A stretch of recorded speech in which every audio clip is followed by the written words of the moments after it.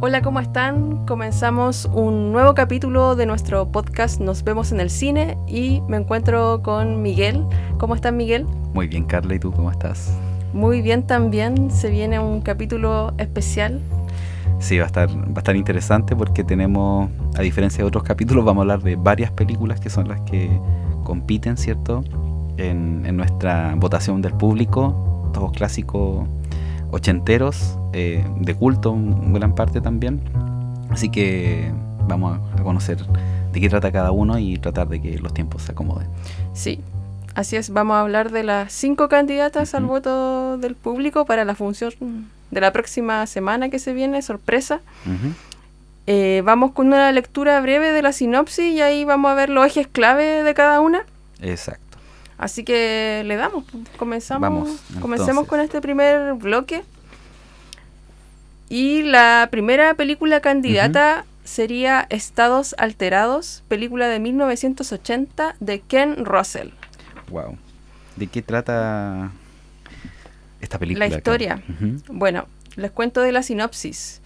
Esta es la historia de un neurocientífico que experimenta con privación sensorial y sustancias psicoactivas buscando verdades primordiales.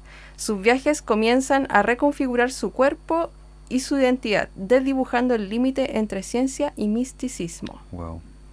Entonces hay varios ejes que aborda esta película: ciencia más misticismo. Hay también un tema de regresión del yo y usar el cuerpo como laboratorio. Esos tres ejes al menos aborda esta película. ¿Qué te llama la atención de la película? ¿Qué es lo que más te llama la atención? A mí me llamó la atención este tema de la mezcla entre ciencia y viajes psicoactivos. Porque, claro, se trabaja el tema de esta investigación que es científica, que se transforma también en una obsesión del protagonista, que ya hemos visto en otras películas de este género, pero a la vez se suma este tema místico de los psicoactivos, alucinógenos, que pueden ser los hongos o otro tipo de sustancias, como también la ayahuasca, que podría ser. Entonces también se trabaja este tema que va más allá de la ciencia. Y yo siento que la película es un viaje también. Hay efectos visuales muy interesantes, muy buenos, que también nos hacen viajar junto con el protagonista. Y está como al comienzo de los 80, entonces esto es antes de La Cosa, antes de un montón de películas que también van a marcar lo que es el body horror. A mí me llama la atención y me gusta mucho el director, Ken Russell, director británico, conocido por la polémica película de Devils, ¿cierto? Es un director que trabaja el exceso, considerado un poco barroco también para sus estilos, pero también es provocador. Yo creo que lo que tiene también esta película, quizá igual menos polémica en otros aspectos, es llevarnos también a este cruce que mencionabas tú, que tiene que ver con la ciencia y estas otras lecturas como metafísica. Y yo creo que ahí la película nos ofrece también, dentro de esta sed científica de querer buscar la verdad, un camino hacia las relaciones humanas, que yo creo que es lo que también explora la película. Además que tiene una cita, cuando vea la película también se van a dar cuenta, a videoclip Take On Me de Ajá. Así que, de hecho, como que veis la escena y vais a decir, es el videoclip en parte. Entonces, tiene una huella que está también presente. Es un director también bastante interesante de abordar. Así que, sin duda, va a ser podría ser una excelente función. Sí, claro, tiene toda la estética ochentera. Y claro, como que da inicio a esta década. Y claro, está también este elemento del romance. Claro. De que se mezcla con todo esto. Y el protagonista, que es interpretado por William Hurt, este personaje le van pasando varias cosas en sus experimentos, donde él se utiliza como laboratorio, su cuerpo como espacio para poder experimentar. Y que marca la pauta de muchas películas de estos científicos que cruzan el umbral, ¿cierto? Claro, sí, y que lo llevan al extremo o al límite, el tema de reconfigurar el cuerpo. Y de verdad que se transforma en una obsesión que lo puede llevar incluso hacia la locura, quién sabe. Ahí es muy interesante, siento yo, el cómo se aborda esta temática. Y esta película también entraría en la temática de películas sobre psicoactivos o drogas alucinógenas. Como que está muy dentro de ese... El delirio está muy bien trabajado también, y cómo afecta también en una especie de como torbellino que cada vez se hace más complejo con respecto a qué es lo real, la percepción también que tenemos de nuestra realidad, qué entendemos por realidad, y las grandes preguntas que a veces no podemos responder. Claro. Entonces, tiene una búsqueda y una sed tremenda que nos lleva, yo creo, a un gran clímax también. Sí. Sí, y como dices con tú, escenas, con imágenes también que te quedan... No es tan burda, o sea, no quiere como cruzar tanto el umbral, de hecho por eso también es como un body horror, pero como poético, por así decirlo, pero que sin duda igual nos hace sentir esta incomodidad que nos produce el género. Claro, así que es una buena opción para poder ver dentro de este ciclo, y porque aborda también temas bien profundos. Sí. Me parece. Así que esa fue la primera candidata. Primera opción, Estados Alterados, de 1980. Y pasamos a la segunda candidata, Miguel, si nos puedes contar. Sí. Reanimator, película del 85, dirigida por Stuart Gordon. Stuart Gordon, un director que si no lo conocen, esta es la película justamente para poder entrar a su cine, pero además él nos abre la puerta a lo que es también un estilo de horror muy característico del cine B, y que mezcla también elementos del gore. Él trabaja mucho el body horror, y también con humor. De hecho tiene un humor bastante perverso en cómo lo introduce, pero que también ayuda a aliviar. Y la película trata de... es una historia basada en un relato de Lovecraft, como lo hace también en otras películas el mismo director, bien potente esa como alianza y esa influencia que tiene en su tipo de cine, pero que además él va incorporando otros elementos que son propios de su autoría. Entonces la historia nos cuenta este retorno, este viaje que tiene Herbert West, donde logra crear un suero que le permite reanimar cadáveres. Entonces, en esta, que también un poco persigue como este ego que a veces es representado un poco por la ciencia, de querer lograr generar la gran respuesta y la solución a muchos problemas que tienen que ver justamente con la muerte. De hecho, la película parte y gran parte de su trabajo escénico es en el hospital, donde justamente se está entre la lucha de la vida y la muerte. También hay otros personajes que van dándole coherencia un poco a este relato, que tienen que ver con su aliado, ¿cierto? El ayudante que se transforma de sus experimentos, y que también un poco es arrastrado en esta secuencia de acciones que son los horrores que suceden también, y que el mismo West no deja de sorprenderse y quiere más y más y más. Entonces es una película que tiene un elemento kit, que es justamente la jeringa, ¿cierto? Con este fluorescente. Líquido verde. Y que también es magistral, en la carátula lo podrán ver, y que está presente justamente en la película, pero además tiene algo que sucede en cuando se reaniman las cosas, y que también yo creo que produce una incomodidad, en el sentido de que quizás apela como a un deseo muy interno de no querer morir, ¿no? Ahora, lo que propone la película también es una relación que se construye en una especie como de... No es un triángulo amoroso, pero sí tiene que ver un triángulo con las intenciones, porque este ayudante igual está entre mantener su relación amorosa con la hija del decano, que le ayuda también y que posiblemente le permita el desarrollo como profesional en la salud, y por otro lado este doctor que lo incita a querer desafiar los límites de la ciencia. Entonces también es bastante prometedor y desafiante. y es una película que creo que no hace cruzar el umbral muy bruscamente, a diferencia como de la anterior, como hacia lo macabro que puede ser también este tipo de set. Y toca el tema de los límites de la ética, claro, también en el trabajo de los doctores o científicos, que también lo hemos visto en otras películas de este ciclo. Claro.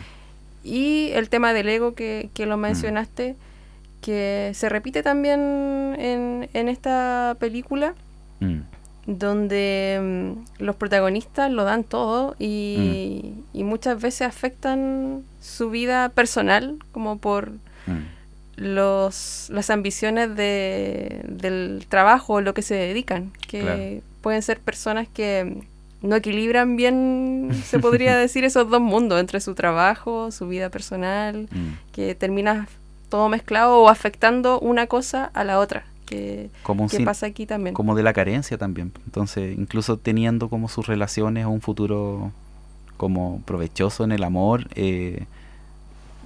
hay algo que lo hace siempre también decidir arriesgar más. Y eso es lo que vemos generalmente en este tipo de películas, que son los costos de esos riesgos, los límites que también llegan a cruzar como ético, y cómo también todos tus círculos son arrastrados también en las decisiones que a veces toma uno y que afecta a lo del otro.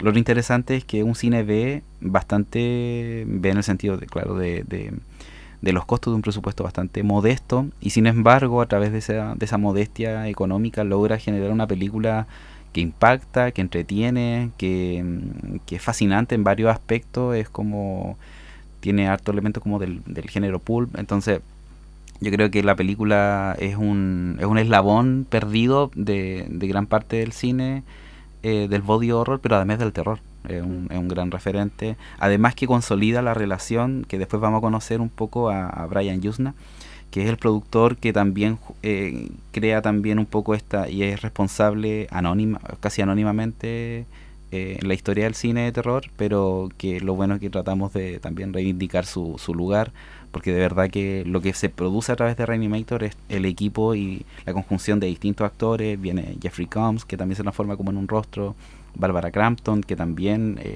está presente en varias películas de terror de los 80, y la música, que también tiene matices a Psicosis, tiene una secuencia también que es bastante divertida al comienzo, y que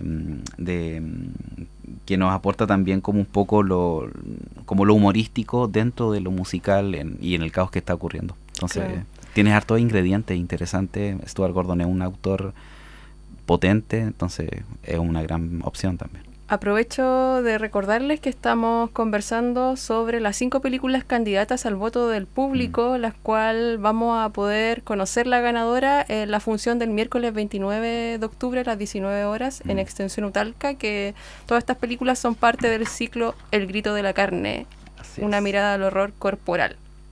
La gente ya votó, el público ya votó, así que vamos a conocer esa respuesta. El resultado de la una. De hecho, lo fascinante también que tiene esto es que nadie sabe quién va a ganar. Hasta el día de la película van a estar los 5 VHS ahí disponibles para ser puestos, así que vamos a ver cómo nos sorprende, porque de verdad hemos preguntado la opinión de las personas y hay distintos grupos y fanáticas por distintas películas, así que va a estar entretenido.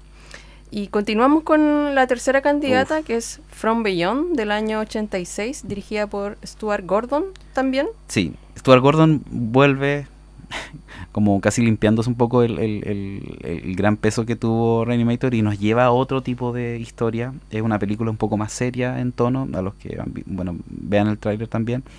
Y también es un relato de Lovecraft, un relato muy cortito, al que le introduce ciertos elementos y personajes para poder expandir la visión que tiene el autor, incorporando elementos de la sexualidad, ¿cierto? Y también cómo va evolucionando en esto. Así que la trama más o menos de lo que trata es existe un dispositivo creado, ¿cierto?, por otro científico que se llama el resonador. De hecho, también se le llama a la película Resonator por la máquina, y que estimula la glándula pineal, abriendo la percepción entonces a otra dimensión.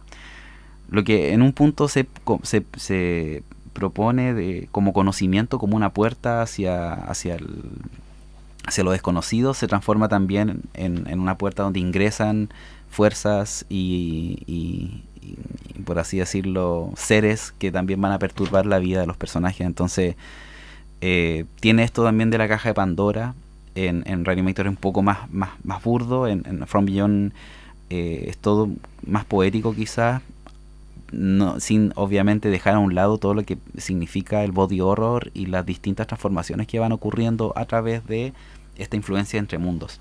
Entonces hay algo también que es muy lindo de la película, que tiene que ver con este choque que tiene la curiosidad versus también el estar seguro. Entonces lo interesante es que también viene Jeffrey Combs y también llega Barbara Crampton al elenco, así que en este caso se cambian los roles. Jeffrey Combs vendría siendo más como el ayudante que es arrastrado por este científico loco, y Barbara Crampton es como una científica que en realidad empieza a parecerle interesante y fascinante lo que ocurre alrededor de esta máquina. Se repite el reparto de... Claro, en ellos dos. Reanimator en y esta también otra viene película. Richard Van en la música. Entonces también lo interesante es que siendo el mismo equipo, se producen dos obras que son muy distintas, ambas con un carácter bien interesante. Y en este caso se construye más desde, a pesar de que lo trabaja Stuart Gordon, la sexualidad en este caso funciona también como esto que empieza a levantar este mundo también en ti, este como deseo que está mezclado entre la curiosidad y también lo sexual que despiertan los personajes también. Entonces vemos transformaciones como de conducta en ello y del deseo que se envuelve con el terror, que también es una mezcla muy particular de la película. Y que hemos visto que el tema de la sexualidad lo hemos visto abordado desde distintas miradas en este ciclo. Claro. La función pasada con Tit. Claro. Y en Hellraiser también. Sí, es que no deja de estar lejano, presente. ¿cierto? Sí, en el punto. Lo otro interesante de la película, que siento que es bonito en este caso de la película, es la paleta de colores que tiene. Entonces tiene como un magenta, ¿cierto? Unas luces de neón, y que se mezcla con el body horror y que le da como otra textura muy distinta a lo que habíamos visto antes en Reanimator. Entonces también es una película que tiene una autoría muy particular, tiene un sonido que se produce de las máquinas también, que está todo el rato presente y que te hace como sentir como atraído hacia ella, y el trabajo también con los efectos prácticos también se destaca bastante. Sí, y bueno, tiene un año de diferencia con Reanimator. Sí. Como yo creo que terminó Reanimator y se puso inmediatamente Stuart Gordon le fue bien, pues. Entonces a rodar el equipo From que Beyond. funciona, claro, el equipo que gana repite. Entonces volvieron ahí a trabajar en la película. Y que se han transformado en películas de culto. Totalmente. Hemos escuchado igual a las personas sobre la energía que hay en esta votación y resuenan harto Reanimator y From Beyond. Quizás queda un poco más desconocida en comparación a Reanimator. Sí. Pero no debería sí quedar tan atrás, porque harto. hay que darle la oportunidad, pero aquí la mayoría va a ganar y vamos a ver cómo se lidian. Conozcamos, Carla, entonces ¿vamos la película con la cuarta opción, que es Brain Damage, sí, ¿cierto? Del 88. Sí, Brain Damage o Daño Cerebral, del director Frank Henenlotter. Importante director también del género, que tiene dos grandes clásicos, que es el Basket Case, ¿cierto? El monstruo que también se transforma en una saga, y Frankenhooker, que también un delirio bien interesante, como de la línea del body horror y la herencia de Frankenstein, pero como más popular y también como desde el trabajo sexual. Pero conozcamos entonces la ¿De qué trata esta película? Brain Damage es la historia de un joven que conoce a Aylmer, un parásito o monstruo parlante que le ofrece viajes irresistibles a cambio de cerebros. La euforia se transforma en dependencia y pérdida de control sobre su vida y su cuerpo. Esta película, claro, trabaja primero el eje de la adicción y la dependencia, porque este joven se ve envuelto en una espiral de la cual después no puede salir. Es interesante eso, y cómo se representa el personaje de este monstruo, Elmer, que, bueno, el diseñador de efectos especiales que creó el monstruo, hay se dice que es una metáfora al falo también, pero también al cerebro. Es un personaje bien polémico, este monstruo, sí. Elmer. Y también hay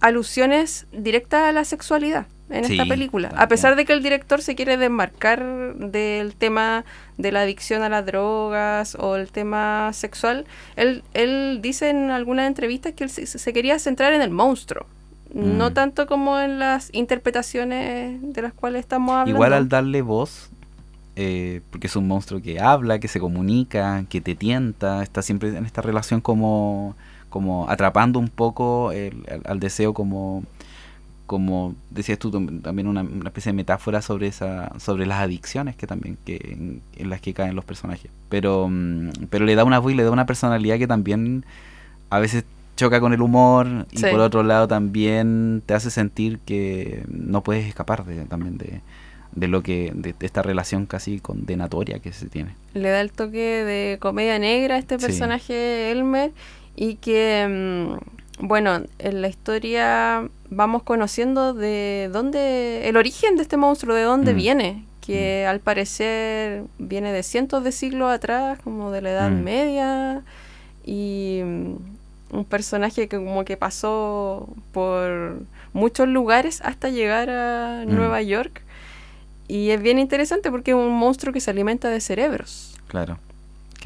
Y produce un intercambio que es bastante como extraño, pero es como químico, ¿no? Como la droga versus la comida. Es como que tengo que succionar de otros que claro, succiona cerebros, pero en realidad también los mata. Es como, esa es es una especie como de asesino en serie, pero que requiere de una herramienta humana para poder trabajar. Entonces, claramente Brian, que me gusta que se llame Brian, como Brian Brain, como esta relación de nombre, y que pueda ser el títere un poco de esta adicción. Entonces, él también tiene una relación, ¿cierto?, con una pareja, y vive con su hermano. Entonces, esto también le afecta en sus relaciones y en ese nicho, en ese hogar.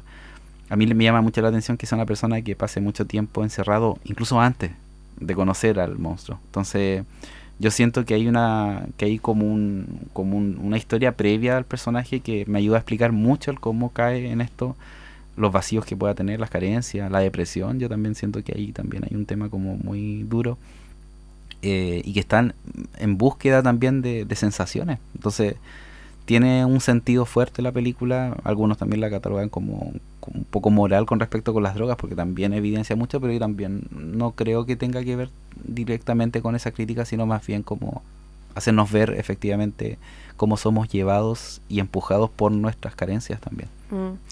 Se repite de nuevo el triángulo amoroso, que hay una mujer en medio también de dos hombres, en este caso son dos hermanos, y está el ingrediente de este romance que se mezcla aquí, lo objetivo con lo subjetivo, o lo emocional con la ciencia, que el toque también que tienen estas películas. Y claro, por otro lado está esta alusión a las drogas, porque este monstruo te inyecta de alguna manera un líquido, que es un líquido azul, bien identitario. Y que se ve el cerebro como esta cámara como interna, casi como de endoscopía, así como una forma de mostrar también el proceso químico. Y unos efectos especiales que también son interesantes. Trabaja con otra estética, entonces también es una película que aporta lo suyo en el body horror. Sí, así que es una película bien entretenida también, y interesante, que claro, nos hace preguntarnos qué negocio harías con tu cuerpo. O sea, a cambio de placer, ¿hasta dónde llegarías? Que somos capaces de transar en ese sentido. En este intercambio por placer. Y cerramos con la quinta candidata, Miguel, del voto del público, que es Society. Sí, de 1989, del ahora director Brian Yuzna. Brian Yuzna fue productor muy importante y clave del cine de horror, ya lo habíamos mencionado. Fue el productor que en gran parte empujó Reanimator con Stuart Gordon, después produjo también From Beyond, después produjo otras películas, pero lo importante es que ese equipo que arma le permite también tomar el rol autoral y de crear también como desde la herencia también un poco como de Lovecraft, su propia mirada con respecto a las sociedades. Entonces Society nos plantea y nos cuenta la historia de un adolescente que vive en Beverly Hills, que sospecha que la élite a la que pertenece esconde un secreto más allá como de lo que aparenta ser. Entonces él empieza también a sentir un poco, empieza a sospechar de cosas, empieza a investigar, y esta búsqueda lo lleva a entender como los horrores detrás también de esta sociedad. De hecho, la película es bastante literal como con el tema de lo que habla, y el director ha sido súper enfático también en que si bien tiene este carácter como de secretismo, de querer buscar en qué están metidos las conspiraciones de las sociedades secretas, que siempre funcionan muy bien, en realidad es una crítica hacia las clases sociales y cómo se construyen y se perciben unas a otras, y cómo se exprimen y se consumen en una relación súper desigual.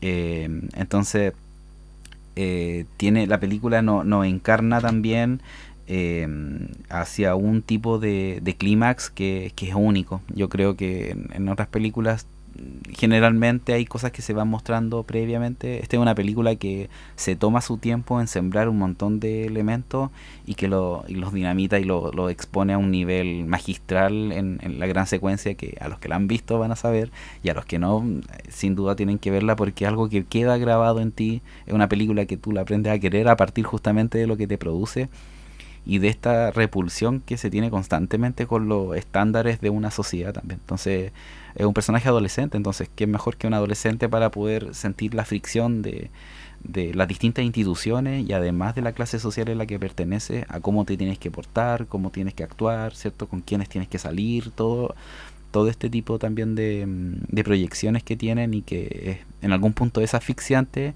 y hacia el final es súper como liberal también en ese sentido. Entonces se produce una relación del cuerpo como metáfora claramente. Es una película de body horror que nos lleva a otra lectura del body horror, pero que representa justamente lo político del body horror, que es la capacidad que tiene de mostrar a través de distintas formas críticas y problemáticas que vivimos actualmente. Claro, es una sátira a la clase, se podría decir. Y algo que está presente, como tú decías, la crítica social. Y nos plantea la pregunta: ¿lo monstruoso es lo que vemos o lo que se esconde? Claro. También. La carátula lo representa súper bien, como estas máscaras que se salen y se estiran, como de personas que están súper bien vestidas. La película tiene un tratamiento fotográfico súper delicado, justamente para retratar esta clase social, esta alta clase social. Y uno dice: ¿en qué momento, cómo esto se transforma en un body horror? Porque es muy pulcra, muy limpia, y precisamente ahí empieza como a aflorar la escena, y yo creo que eso también es lo fascinante. Claro, nos invita a romper también con las apariencias y este juego también con lo superficial que puede existir ahí en los grupos de poder. Claro. Y las clases altas. Así que esas serían una pasada por las 5 candidatas al voto del público. ¿Cuál va a ganar? No lo sabemos. Vamos a dejar la pregunta instalada y van a poder saber solo si van a la función. Sí. En realidad yo con cualquiera soy feliz, porque van a haber un conversatorio muy interesante. Como son lecturas de los 80, yo creo que también las distancias de época y contextos nos van a recordar, y otras cosas van a tensar también la realidad en la que vivimos. Entonces cada una tiene una lecturas muy ricas con respecto al body horror y también al cine, que yo creo que también es una forma de reivindicar el cine de bajo presupuesto, y que muchas veces con menos recursos provoca y genera quizás es mucho más arriesgado en tratar de crear estas escenas, imágenes y historias que nos quedan. La gente que conoce este cine lo ama y lo atesora mucho, justamente yo creo que por eso. Así es, así que nada, la que gane, como tú dices, va a ser una gran película para disfrutar.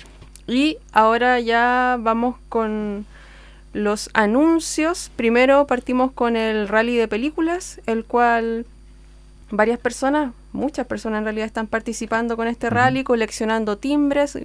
También esta experiencia lleva consigo frases cinéfilas a medida que vas avanzando, y también mientras consigas más laureles puedes acceder a ganarte nuestra tote bag de Nos vemos en el cine.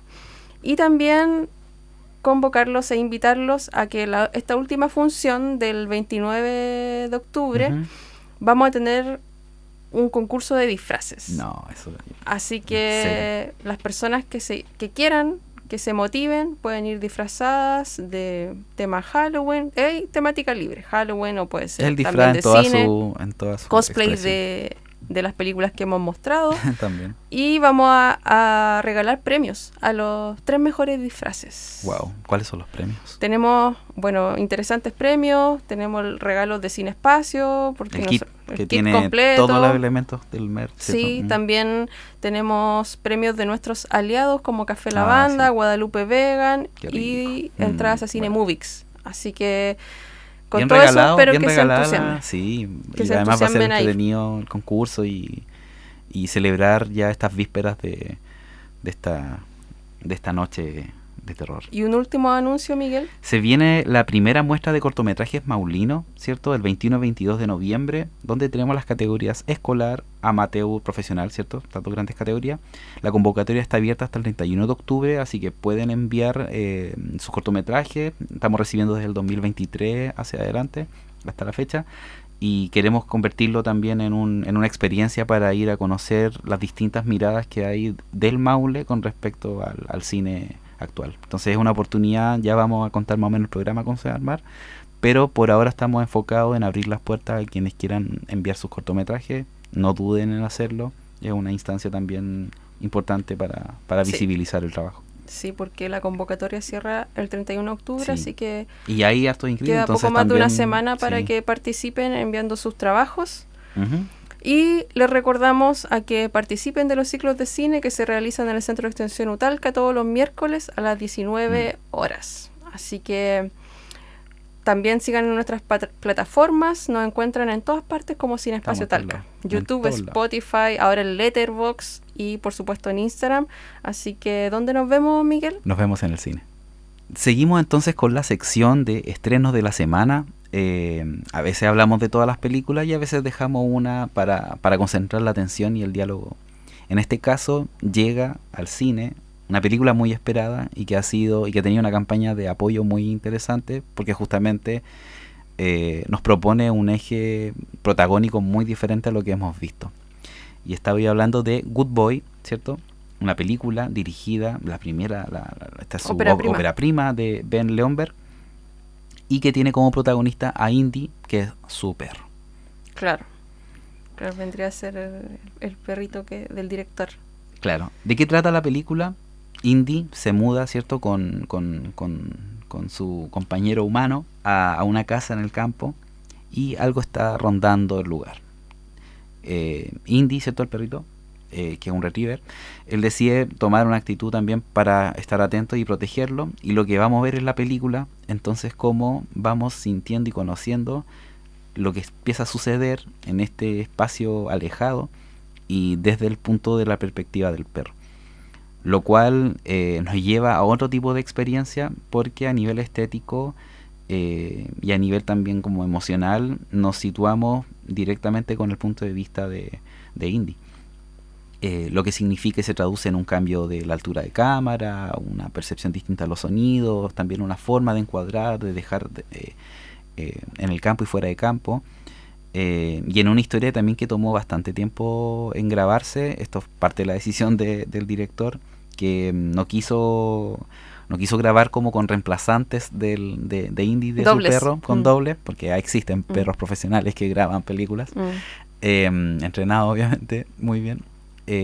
Pero que en realidad él quería hacer una obra como más fidedigna, entonces le tomó más tiempo, son como 3 años creo de trabajo, una cantidad de horas de rodaje tremenda, entonces tomó tiempo la película, pero lo que vamos a estar así ahora como espectadores va a ser justamente el trabajo de incubadora que tuvo eso y la gran actuación de Indy, que también ha sido toda una revelación en los premios también y en los distintos festivales que ha estado corriendo. Bueno, ¿te parece que volvamos un poco a Sí. la historia que trabaja una temática que es muy abordada en el cine de terror, que es la casa embrujada? Claro. Y este protagonista que es Todd, que es el dueño del perro, que tras la muerte de un familiar se muda a esta casa en una zona rural, que era la casa de su abuelo. Entonces hay un tema también con el duelo que se instala. Claro. Y esta casa que hay mucho misterio con la historia de esta casa, qué pasó ahí. Y como dices tú, es muy particular la historia porque todo lo vemos a través de la visión del perro, de Indy. Y todo lo que nos transmite Indy es lo que sentimos como espectador. O sea, se podría decir que esta cámara subjetiva que se utiliza al final nos hace ser uno con este perro. Y al final toda la emoción se está situada desde la posición del perrito. Entonces es una apuesta muy interesante, a pesar de que hay películas también protagonizadas por perros. Uno podría decir que otras películas nos recuerda esta película Good Boy. Dialoga muy bien con una serie de animación que bien noventera, que es Coraje, el perro cobarde. El perro cobarde. Justamente todo lo contrario a Indy. En cuanto a la como a la escena, como de esta casa que está muy alejada, en la cual atormentan figuras, seres que te hacen sentir que hay que estar alerta y estar buscando, porque también Coraje, el punto de vista es el perro. Entonces, siempre un tono más comedia, obviamente, pero fue un buen match como para poder empujar la película. También la presentaron como más erróneamente como un slasher desde el punto de vista del perro, pero creo que lo que tú decías de la casa embrujada funciona mucho más todavía para entender como las sensaciones que nos va a producir, más allá de directamente qué es lo que vemos, ¿no? La película trabaja mucho también con el fuera de campo, con cosas que suceden, que suenan, que están aconteciendo y que no podemos directamente ir a ver, no teniendo la altura como humana, pero también desde el punto de vista más instintivo del perro, que también lo que le da como la frescura. Sí, ese tema es interesante porque ¿por qué se justifica que también sea un perro el protagonista? Porque sabemos que los animales tienen los sentidos mucho más sensibles que los seres humanos. Pueden sentir sonidos que nosotros no percibimos, el sentido también del olfato, de la visión. Entonces hay todo un tema sensorial con la puesta en escena en la película. Claro. Y que por ahí yo siento que transforma totalmente la experiencia de nosotros como espectadores con el terror. Es muy consciente como de la percepción. Claro, no está el mecanismo como efectista de la sangre o el querer generar miedo de una manera tradicional, sino que al final de lo que se sugiere a través del perro. Y que a veces la imaginación termina construyendo algo mucho peor de lo que realmente vemos. Entonces también la herramienta de construir sin mostrar completamente todo también es bien interesante y hay películas que también que lo manejan súper bien. Algo que se le destaca mucho a la película también, que tiene que ver con que, por un lado, como es un proyecto muy personal, está involucrado su perro, ¿cierto? Es una obra que tomó un tiempo de desarrollo justamente por sus decisiones.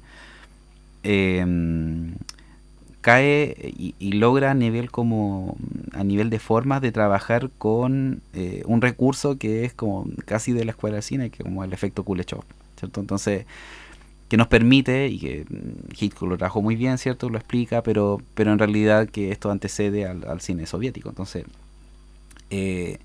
la capacidad de poder generar sensaciones a través de mezcla de plano, que es la propia como del efecto, que a veces planos que no tenían, de hecho son interesantes, planos que no tienen nada que ver, pero al estar yuxtapuestos producen un tercer efecto.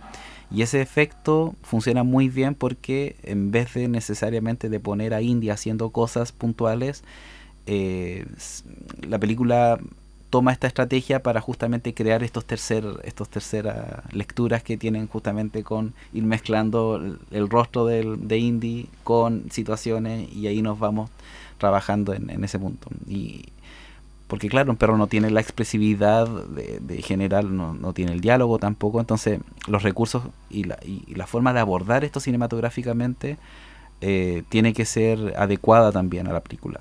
Y la película lo logra. Entonces la gran, como el gran reconocimiento que tiene es que justamente cómo nos logra emocionar tanto una película que carece justamente de un montón de otros elementos en el cual el cine de terror está acostumbrado. Entonces lo tiene en parte porque también toma un riesgo, porque también es consciente de la herramienta y de las falencias que podría tener contar un relato así, y lo logra sortear de acuerdo a los recursos formales que utiliza. Entonces, en ese sentido es una película que es bien coherente con lo que propone y logra justamente ser la gran promesa también del año en terror. Hemos tenido un buen año en el terror, y esta viene a aportar un ingrediente que nos lleva a otro lado, a otro tipo de experiencias como ya más que humanas, como animales, como en el sentido de la vida y la muerte. Yo creo que por ahí va a generar también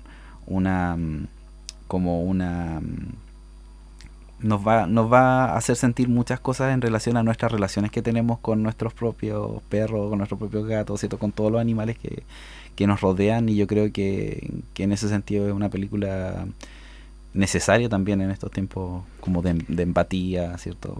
Claro, ahí está en juego el tema emocional que aborda la película a través de nuestras mascotas, claro. A través, bueno, perros, gatos, que ahora también nuestra generación ha involucrado a las mascotas dentro de la familia, entonces es distinta la relación a 20 años atrás que la que tenemos ahora con los animales. Entonces está la cuota del vínculo emocional entre el perro y su amo. Estamos hablando de Good Boy, película que llegó a los cines el jueves 23 de octubre, dirigida por Ben Lionberg, que también se estrenó en Sitges, ha tenido un recorrido por festivales de cine fantástico y de género, y le ha ido muy bien. De hecho, el perrito Indy se llevó un premio por su rol. La película también ganó un Pulpo de Oro en el Festival de Cine Fantástico de Estrasburgo. Así que un Pulpo de Oro no está mal. Y el perrito claramente Indy es muy adorable. Entonces, qué buena la elección, el casting y el proyecto en realidad que nos logra presentar. Bueno, ¿te parece que pasemos a la presentación de la agenda cinéfila? Por supuesto. Tenemos recordarle a la gente el producto que tenemos, estrella desde ya hace un tiempo. Sí, ha ido creciendo como el culto a este documento, ¿cierto? Esta especie de pasaporte, pero que nos va a servir para poder registrar las distintas películas que vemos. Tiene un apartado, ¿cierto?, para poner el título, para anotar datos técnicos de la película. Tiene también un apartado para dejar nuestras opiniones, nuestras apreciaciones personales, si la hemos visto antes o no, dónde la vi. Estas cosas igual van a quedar en un recuerdo. Es un letterbox análogo, por así decirlo, pero que además está construido y transformado el sistema de rating con el sistema con el completómetro, y que nos permite evaluar de 1 a 5 completos. Podemos ir pintándolo en la agenda como evaluamos a la película. De hecho, lo interesante de esto es que nos permite hacer ejercicios personales de apreciación. Probablemente para una persona va a tener X completo, para otra, y eso es lo entretenido, que exista como esta experiencia personal y esta capacidad de abrazar el cine. Así que además que está compuesto y acompañado de un compañero fascinante que el completo cinéfilo. El completo cinéfilo, ¿cierto? Ilustrado por Pía Pulgar. Así que también estamos felices de este producto, y que además se acompaña, porque si se habrán dado cuenta, tiene un espacio como una especie de fotocarnet. Nosotros tenemos en las salas de cine, les disponemos en las funciones, ¿sí?, ¿cierto? Les disponemos las miniaturas que ustedes pueden poner justamente en ese espacio. Y tenemos las películas de todos los ciclos, así que si han ido y la consiguen después la agenda, también pueden pedirnos. Esto es su derecho por tener un beneficio. La agenda, un beneficio, y que esperamos puedan utilizar. Si no quieren y pueden poner otra imagen, no quieren dibujar, ningún problema, pero esto es gratuito para las personas que tengan su agenda. Claro, la agenda tiene un valor de 5.000 pesos y la pueden encargar también por Instagram, nos escriben, y también adquirirla presencialmente en todas las funciones de los ciclos de cine. También contarles que se puedan suscribir a nuestro canal de YouTube, nos puedan seguir también en Spotify para que crezca este proyecto de podcast y seguir con estos contenidos de cine desde acá de Talca, la región del Maule, para el mundo. Suscríbanse. Sí, apóyennos con este proyecto. Y vamos a cerrar con la dinámica habitual. Esta está compleja porque tenemos el vínculo temático. Tenemos un lote de películas que son las de Body Horror, la de votación de público, con Good Boy. ¿Cómo vincularías tú esta saga, esta lectura de películas con esta presente, que también es terror, de hecho? Eso lo va a hacer. Claro, sí, ha coincidido este mes que han llegado estrenos muy buenos a la cartelera de terror y body horror. Hablamos en un capítulo anterior de La Hermanastra Fea. Hoy estamos hablando de Good Boy. Claro.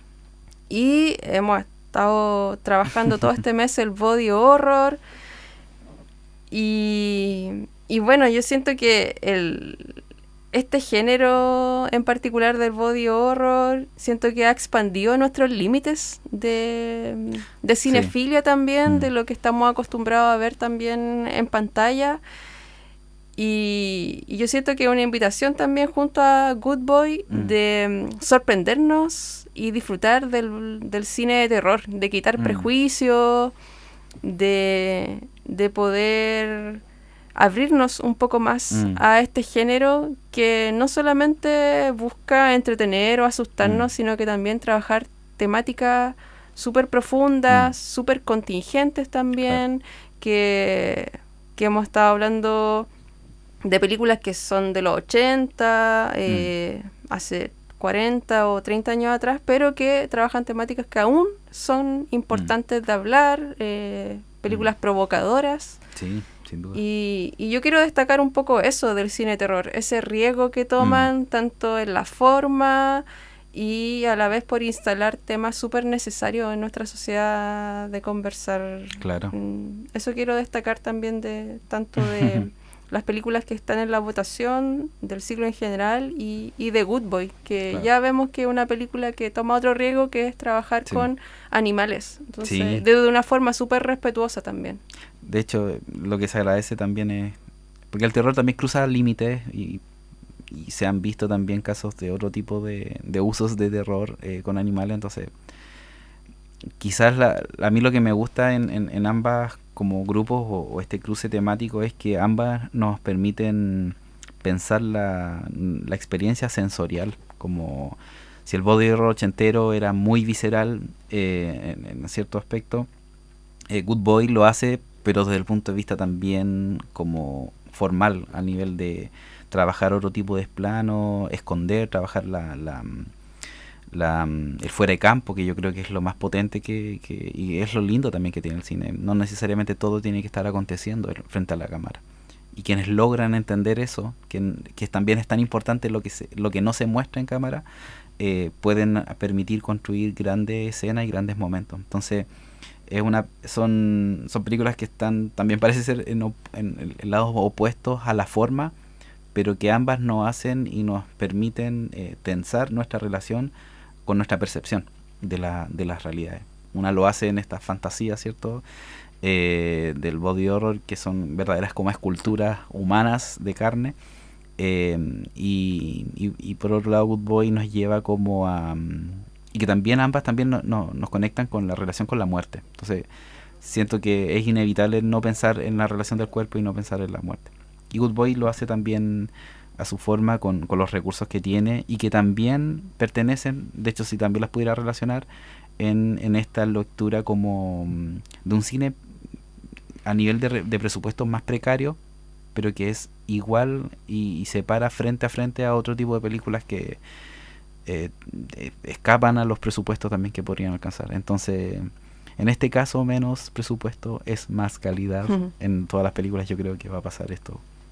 Esa es como la relación. Bacán. Bueno, ya se nos está acabando el tiempo de este capítulo. Y por supuesto recordarles que este programa sale los días sábados por la Radio Universidad de Talca 102.1 FM, también en sus diales en Curicó, en Parral, así que nos pueden escuchar también desde allá a las 10 de la noche, todos los sábados. Y los lunes también sale el capítulo en su versión completa por YouTube y Spotify, así que ahí pueden seguir las redes y van a saber inmediatamente los links para que nos puedan ver. Así que agradecidos por su compañía, por escucharnos, por todo el apoyo que nos brindan. Nos vemos en un próximo capítulo, Miguel. Sí, gracias a la comunidad también que nos está ahí dando todo el apañe, al equipo de Sin Espacio, a la radio Universidad de Talca también. Así que esto ha ido creciendo y ya nos estamos parando en nuestro primer mes de podcast. Así que también gracias a ti, Carla. Así que feliz también de seguir grabando estos capítulos y esperamos poder seguir, porque se nos viene ahora una nueva tanda de conversaciones en torno al nuevo ciclo, otra perspectiva, pero con la misma amor y energía con respecto al cine. Así que muchas gracias también, Miguel, por la conversa que tuvimos. Que estén muy bien todos y nos vemos en el cine. Nos vemos en el cine.